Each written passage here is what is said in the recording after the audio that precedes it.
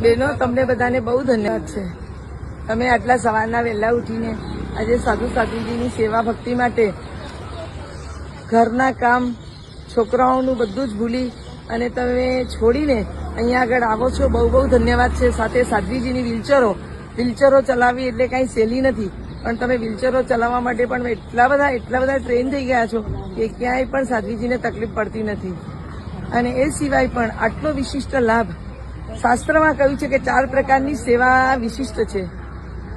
જે સૌથી પ્રથમ મહાત્મા સાધુ મહારાજની સેવા, સાધ્વીજીની સેવા, અને એનાથી આગળ વધીને એમની લોજ કરે, બિહારમાં તમે સપોર્ટ કરો એ ખાસ મહાન વિશિષ્ટ સેવા છે.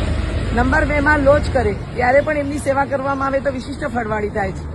એના પછી 3જા નંબરની અંદર તપસ્વી હોય અને એમની સેવા કરો તો પણ વિશિષ્ટ ફળવાળી થાય છે.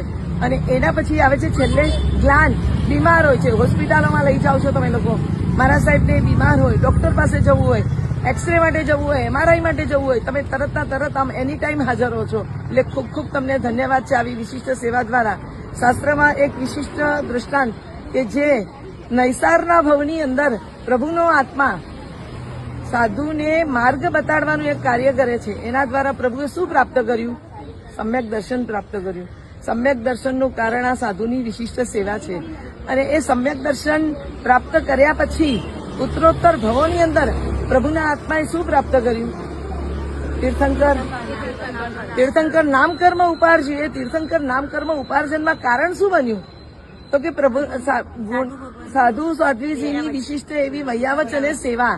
એટલે આ વૈયાવચ ખૂબ પ્રસન્નતાથી, ખૂબ અખંડ ભાવે જાળવી રાખજો અને ક્યારેય પણ મનના ભાવોને જરા પણ દોષિત કરતા નહીં. ખૂબ પ્રસન્નતાપૂર્વક સાધુની સેવામાં આવી રીતે સવારના એમને જે રીતે સહાયક થાય, કારણ કે તમને ઘણી વખત તમને લોકોને બી જે તકલીફ પડે છે ને એ અમને ખબર હોય છે. સવારના તમે અમારી સાથે વિહારમાં આવો છો, તમારા બાળકોની સ્કૂલો હોય છે, તમારા શ્રાવકને જવાનું હોય છે, ટિફિન કરવાના હોય છે, આટલું બધું સવારના 6:45 વાગ્યામાં વેન આવી જતી હોય અને તમે ઘરે 6:30 વાગે ન પહોંચી શકો તો વિચારો કે તમારા ઘરે બાળકોનું શું થતું હશે.